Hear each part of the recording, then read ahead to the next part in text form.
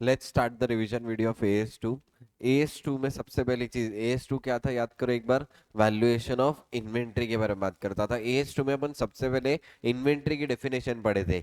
Inventory की definition में सबसे पहले क्या आया था, for sale in ordinary course of business, मतलब मेरे लिए क्या थे, फिनिश्ड गुड्स। दूसरा क्या था, इन प्रोडक्शन प्रोसेस, मतलब WIP। WIP मतलब क्या, काम अभी चालू है। और तीसरा इन्वेंट्री में क्या क्या आएगा, देखोगे कहाँ पे कंजम्पशन कर रहा, प्रोडक्शन में कंजम्पशन कर रहा, मतलब ये किसके बारे में बात कर रहा, रॉ मटेरियल के बारे में। अच्छा, और कहाँ पे कंजम्पशन कर रहा, सर्विसेज सेल करने के लिए भी कंज्यूम कर रहा, तो भी मेरे लिए इन्वेंट्री का पार्ट होगा क्या, yes, including what, maintenance supply and other consumable. Maintenance supply मतलब कोई भी छोटा सा मशीन का नट बोल्ट हो सकता है, या फिर कंज्यूमेबल्स, अदर कंज्यूमेबल मतलब मशीन के लिए ऑयलिंग, ग्रीसिंग, ये सब भी मेरे लिए इन्वेंट्री का पार्ट होगा क्या, यस। लेकिन कितनी चीजें नहीं आती, तीन चीजें, क्या क्या, मशीनरी स्पेयर, मशीनरी का कोई स्पेयर पार्ट मंगा के रखा वो नहीं आएगा, सर्विसिंग इक्विपमेंट, और लास्ट क्या था, स्टैंड बाय इक्विपमेंट। बोले यहां तक जम रहा क्या, यस। अच्छा, क्या बोला हुआ है, अगर कोई भी AS10 की डेफिनेशन मेट कर देगा तो वो ऑब्वियसली क्या बन जाएगा, प्रॉपर्टी प्लांट एंड इक्विपमेंट, मतलब मेरे लिए फिक्स एसेट। यानी कोई भी चीज को मैं इन्वेंट्री कब बोलूंगा, जब AS10 की डेफिनेशन मेट नहीं कर रहा, तभी मैं उसको क्या बोलूंगा, इन्वेंट्री। बोलो पक्का जम रहा क्या, यस। उसके बाद क्या है, अब AS2 के स्कोप से क्या क्या चीजें नहीं आएगी। मैंने हर बार बोला हुआ है, अगर कोई और AS उसके बारे में बताएगा तो वो AS आएगा, वो ये AS में कवर होगा क्या, नहीं। जैसे कि work in progress in case of construction contract, इसके बारे में कौन बताता, AS7 कंस्ट्रक्शन कॉन्ट्रैक्ट, तो अपन कहाँ पे देखेंगे, AS7 में। लेकिन वही उसका जो रॉ मटेरियल है, कंस्ट्रक्शन कॉन्ट्रैक्ट के रॉ मटेरियल के बारे में AS7 में दिया हुआ नहीं है, तो उसको मैं AS2 में रेफर कर सकता क्या, डेफिनेटली यस। दूसरा क्या था, work in progress in case of service, कभी भी अपन उसको इन्वेंट्री बोलेंगे क्या, नहीं। अगर सर्विस के केस में वर्क इन प्रोग्रेस है, मैं उसको कभी भी इन्वेंट्री नहीं बोलूंगा। उसके बाद शेयर, डिबेंचर, फाइनेंशियल इंस्ट्रूमेंट, ये सब एक तरीके से इन्वेस्टमेंट थी। इन्वेस्टमेंट मतलब कौन सा AS याद आना चाहिए, AS13। लेकिन इन्वेस्टमेंट में भी इसको एक्सक्लूड किया है और AS2 से भी एक्सक्लूड किया है। इसका स्पेसिफिक रूल क्या है, याद रख लेना, किस पे वैल्यू करते हैं अपन,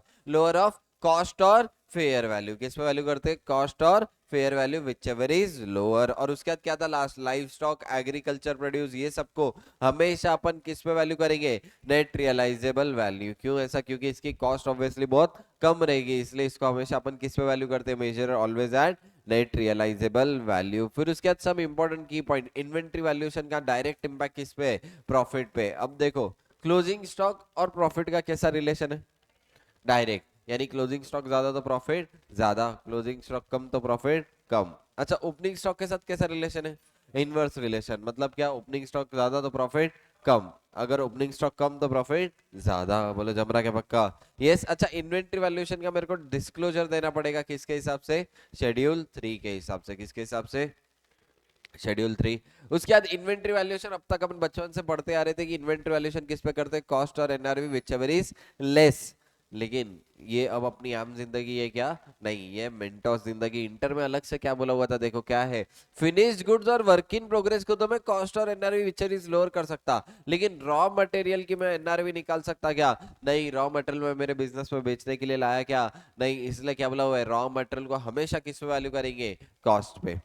जनरल रूल क्या हो गया, रॉ मटेरियल हमेशा किस पे वैल्यू होगा, कॉस्ट पे।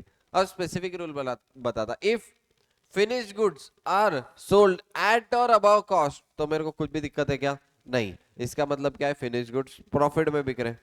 But if finished goods are sold below cost, यानी फिनिश्ड गुड्स लॉस में बिक रहे क्या, यस, मेरे रॉ मटेरियल पे भी लॉस हो सकता है क्या, यस। तो वो केस में रॉ मटेरियल को किस पे वैल्यू करूंगा, रिप्लेसमेंट कॉस्ट। किस पे वैल्यू करूंगा, रिप्लेसमेंट कॉस्ट। रिप्लेसमेंट कॉस्ट मतलब क्या, जो मैं पहले इन्वेंट्री खरीद के लेके आया था रॉ मटेरियल की, अब उसको रिप्लेस कर दूं, उसकी जगह पे दूसरी लेके आऊं, तो कितना परचेसिंग प्राइस मेरे को लगेगा, वो मेरे लिए क्या हो गया, रिप्लेसमेंट कॉस्ट। बोलो जम रहा क्या पक्का, यस। अच्छा, मैं NRV और कॉस्ट देखूं, ये individual inventory item by item basis देखूं या टोटालिटी में, आइटम बाय आइटम बेसिस में। हर बार आइटम बाय आइटम बेसिस पे कन्वर्ट करके इन्वेंट्री वैल्यूएशन निकालूंगा, मैं टोटालिटी कंपेयर करूंगा क्या, कभी भी नहीं। बोलो जम रहा क्या तक पक्का, यस।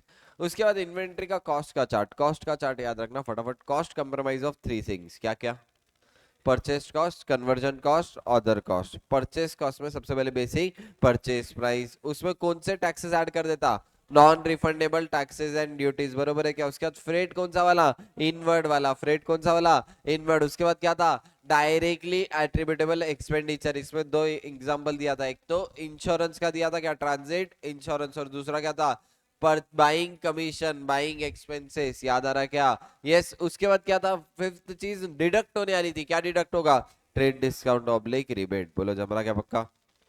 एक बार परचेस कॉस्ट हो गया, उसके बाद किस में आ जाएंगे, कन्वर्जन कॉस्ट। कन्वर्जन कॉस्ट में कितनी बातें थी, दो, एक तो डायरेक्ट, दूसरा इनडायरेक्ट। डायरेक्ट में एग्जांपल देंगे डायरेक्ट लेबर, इनडायरेक्ट में फिर दो थी, एक फिक्स्ड और वेरिएबल। वेरिएबल में कोई दिक्कत है क्या, नहीं, क्योंकि वेरिएबल चेंज होते रहेगा पर यूनिट ऑफ आउटपुट के। वेरिएबल ओवरहेड में कोई दिक्कत नहीं है। फिक्स में दिक्कत है क्या, यस। फिक्स में अपने पास अब दो क्वांटिटी, एक तो नॉर्मल और एक्चुअल। अब हमेशा नॉर्मल क्वांटिटी 10,000 थी और मैंने एक्चुअली 8,000 प्रोड्यूस किया। एक बात बताओ, 2,000 यूनिट कम प्रोड्यूस किए क्या, यस। यानी एक तरह से मेरे को क्या होना चाहिए, लॉस होना चाहिए। और लॉस को क्या बोलते हैं, यही लॉस को अपन एबनॉर्मल लॉस बोलते हैं, और एबनॉर्मल लॉस स्पेसिफिकली एक्सक्लूड कर दिए थे क्या, यस। लेकिन वही अगर मेरी नॉर्मल प्रोडक्शन कैपेसिटी 10,000 है और मैंने प्रोड्यूस कर दिया 12,000, ज्यादा प्रोड्यूस किया क्या, यस। तो ये एक तरह से 10,000 करूँ तो प्रॉफिट हो जाएगा, इसलिए क्या कंसिडर करना चाहिए, 12,000। इसलिए अपन क्या रूल देखते हैं कि फिक्स प्रोडक्शन ओवरहेड अब्सॉर्ब कौन से बेसिस पे होगा, नॉर्मल और एक्चुअल, व्हिचएवर इज हायर। जमरा क्या, और एबनॉर्मल लॉस स्पेसिफिकली क्या कर देंगे, नीचे से एक्सक्लूड कर देंगे। जमरा क्या पक्का, बोलो रे यस। अब अदर कॉस्ट में कितनी बातें थी, वापस से चार। सबसे पहले क्या था, cost incurred for bringing inventory to its present location and condition. मतलब क्या, इन्वेंट्री को प्रेजेंट लोकेशन में लाने के लिए जो भी खर्चे हो रहे हैं सबके सब ऐड करता जाऊंगा क्या, यस। दूसरा क्या था, interest and other borrowing cost where inventory takes substantial period of time to get ready. जहां पे इन्वेंट्री को बनने को ज्यादा टाइम लग रहा है, वहां पे मैं बोरोइंग कॉस्ट भी ऐड करूंगा क्या, यस। अच्छा, बोरोइंग कॉस्ट से रिलेटेड एक और था, स्टोरेज कॉस्ट। स्टोरेज कॉस्ट भी ऐड करूंगा क्या मैं, यस। ये वाले केस में स्टोरेज कॉस्ट भी ऐड करूंगा where it is necessary for production. अगर प्रोडक्शन के लिए नेसेसरी नहीं है तो नीचे से एक्सक्लूड हो जाएगा, storage cost unless necessary for production exclude. लेकिन अगर प्रोडक्शन के लिए नेसेसरी है तो इंक्लूड। बोलो जम रहा क्या, यस। यहाँ पे एग्जांपल दिया था, वाइन, वाइन को बनने एक पर्टिकुलर पीरियड ऑफ टाइम लगता क्या, यस। इसलिए वो केस में बोरिंग कॉस्ट ऐड करूंगा क्या, यस। स्टोरेज कॉस्ट ऐड करूंगा क्या, यस। ठीक है। उसके बाद क्या था, amortisation of intangible related to production. अगर प्रोडक्शन के रिलेटेड है अमोर्टाइजेशन के खर्चे इंटेंजिबल एसेट के, तो क्या वो भी ऐड करूंगा क्या, यस।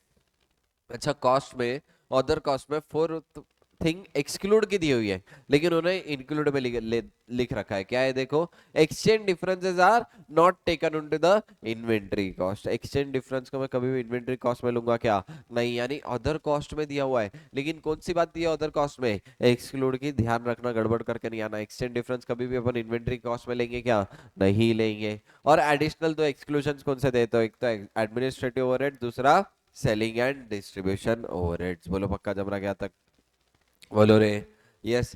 उसके बाद जॉइंट प्रोडक्ट और बाय प्रोडक्ट। बाय प्रोडक्ट को हमेशा किस पे मेजर करता, एनआरवी पे। अच्छा, फिर बाय प्रोडक्ट की जो एनआरवी आ गई वो मेन कॉस्ट में से क्या कर दूंगा, लेस। तो बची हुई कॉस्ट किसके लिए बचेगी, मेन प्रोडक्ट की। अब मेन प्रोडक्ट अगर मेरे एक से ज्यादा है तो मेन प्रोडक्ट की कॉस्ट कौन से बेसिस पे बांटूंगा, तो दो ऑप्शन है, या तो सेल वैल्यू एट सेपरेशन या फिर सेल वैल्यू एट कंप्लीशन। जम रहा क्या पक्का, यस। ठीक है।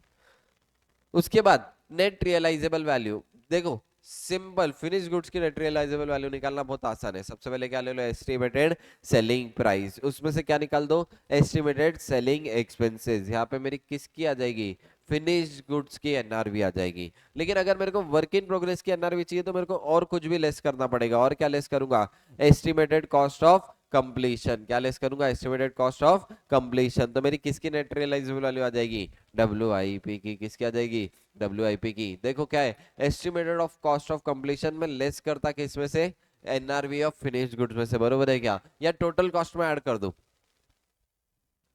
टोटल कॉस्ट में ऐड करूं, या यहाँ से लेस। यहाँ से लेस होता, कभी भी टोटल कॉस्ट में ऐड नहीं होगा, गड़बड़ करके नहीं आना। जो भी फ्यूचर की कॉस्ट है वो अब तक की कॉस्ट में ऐड नहीं करते, अपन एनआरवी में से लेस करते हैं एनआरवी निकालने। जमरा क्या पक्का, यस। ये जो भी असेसमेंट करना है ये हर बैलेंस शीट डेट पे करूंगा क्या, यस। और वापस से इन्वेंट्री नेट रियलाइजेबल वैल्यू पे आइटम बाय आइटम बेसिस में, मतलब हर आइटम का अलग से चेक करूंगा क्या, यस। उसके बाद क्या था, कॉस्ट फॉर्मूला। कॉस्ट फॉर्मूला मतलब इन्वेंट्री वैल्यूएशन कैसे करूंगा। सबसे पहले तो अगर इन्वेंट्री डिफरेंट लॉट में परचेस किया तो हर लॉट का अलग अलग प्राइजेस रह सकता।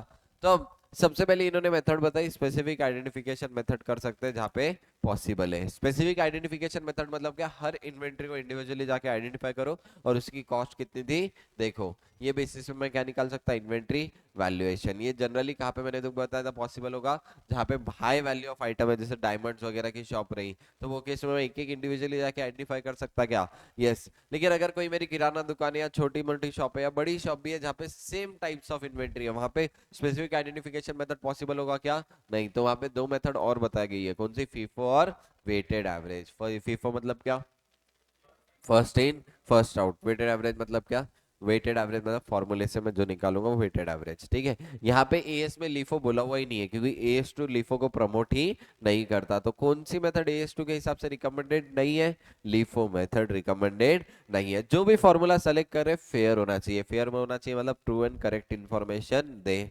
उसके बाद ऑर्डर टेक्निक भी रह सकती है क्या, यस। ऑर्डर टेक्निक में एक देखा था स्टैंडर्ड कॉस्ट, अपन डायरेक्टली स्टैंडर्ड कॉस्ट ले लेते हैं।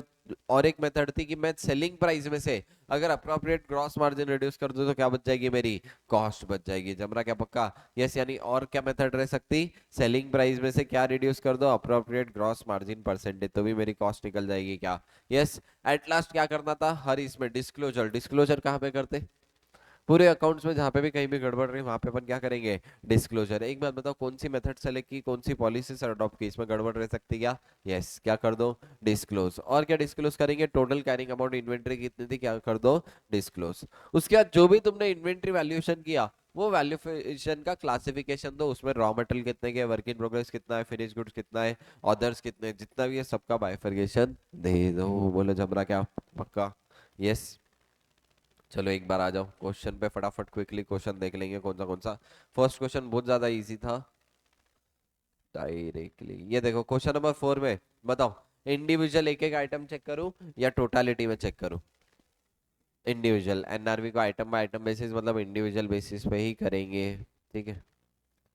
और कौन सा इंपॉर्टेंट क्वेश्चन है, हाँ ये वाला एक क्वेश्चन था जहाँ पे अपन ने क्या किया था, नॉर्मल प्रोडक्शन से डिवाइड करके क्या निकाला था मैंने, बोलो फिक्स्ड ओवरहेड निकाला था क्या, fixed overhead per unit, yes. Very very easy question. 200 रुपए मटेरियल कॉस्ट था, उसमें direct labour, variable production overhead, fix production overhead add कर दिए तो टोटल मेरा क्या आ गया था, कॉस्ट ऑफ फिनिश्ड गुड्स। अच्छा, जहां पे भी, अब इधर ध्यान दो, चलो फटाफट एक बार क्विकली, जहां पे भी मेरे पास नॉर्मल वेस्टेज भी दिया हुआ है और एबनॉर्मल वेस्टेज भी दिया हुआ है, वो क्वेश्चन को मैं किस तरीके से सॉल्व करूंगा।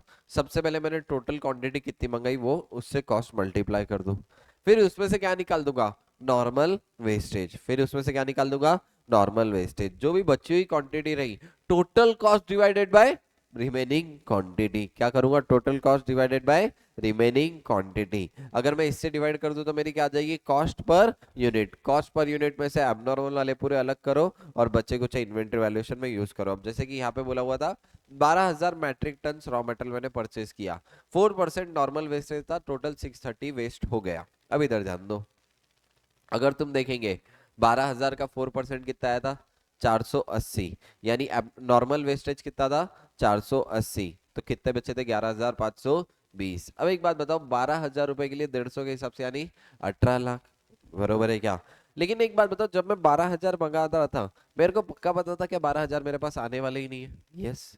नॉर्मल वेस्टेज मतलब क्या, मेरे को पता है ये तो जनरली पक्का लॉस होंगे ही होंगे।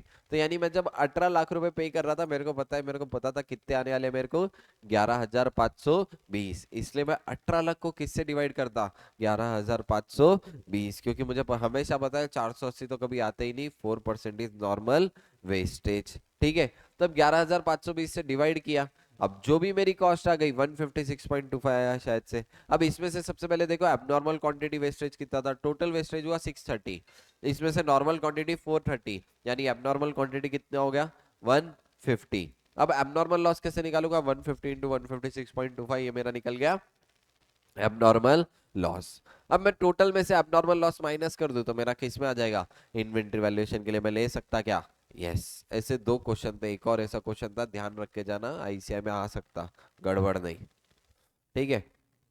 चलो उसके बाद क्वेश्चन नंबर 9, क्वेश्चन नंबर 9 कौन सा था, तीन बारे बात कर रहा हूँ, रॉ मटेरियल। रॉ मटेरियल को किस वैल्यू करते हैं अपन, कॉस्ट पे, if finish goods are sold at और above cost, if finish goods are sold below cost raw material will be valued at replacement cost. ये क्वेश्चन में देखो फिनिश गुड्स है ना, किस पे बिक रहे थे, सेलिंग प्राइस था 300, कॉस्ट थी 320, यानी finish goods are sold below cost क्या, यस। तो इसमें रॉ मटेरियल को मैंने किस पे वैल्यू किया था, बोलो रिप्लेसमेंट कॉस्ट, ठीक है। फिनिश गुड्स को किस पे वैल्यू किया था, सेलिंग प्राइस मतलब एनआरवी पे वैल्यू किया था, ठीक है। पार्टली फिनिश गुड्स की भी एनआरवी निकाला था, पार्टली फिनिश गुड्स के एनआरवी कर कंपेयर करके मैंने ये आंसर निकाला था, बहुत इंपॉर्टेंट। इसमें तीनों भी केसेस कवर थे, रॉ मटेरियल भी कवर था, पार्टली फिनिश भी कवर था और फिनिश गुड्स का भी कवर था। देखो पार्टली फिनिश की वैल्यू कितनी आ रही थी, 260 एंड 240, यहाँ पे देखो दिया हुआ है। देखो कॉस्ट इनकम टिल डेट कितनी थी, 260, एडिशनल कॉस्ट कितनी इनकर होने वाली है, 60। तो ये 260 में ऐड करूँ या 300 से लेस करूँ, 300 से 60 लेस, 300 से 60 लेस करा तो कितना आ गया था, 240। तो वही लिया 240 और 260 विच इज लोअर, मतलब 240 इंटू 500, 1,20,000। बोलो जमना क्या पक्का, यस।